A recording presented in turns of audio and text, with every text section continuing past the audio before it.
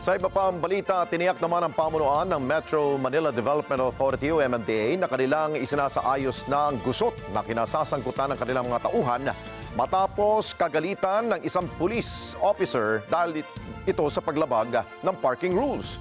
Yan ay matapos tawagan ng pansin ni Senador J.B. Ejercito ang MMDA sa kanyang Facebook post tungkol sa ginawa ng head ng MMDA Special Operations Group Strike Force na si Gabriel Go.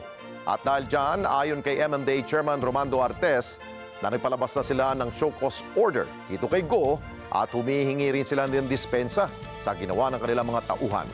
Nakipag-ugnay na rin sila sa Philippine National Police, NAPOLCOM at QCPD kaugnay sa nangyari. May tuturing naman ng ahensya na isa itong isolated incident at hindi makakaapekto sa magandang relasyon ng dalawang ahensya at tinitiyak nilang nasusunod pa rin ang respeto sa bawat individual.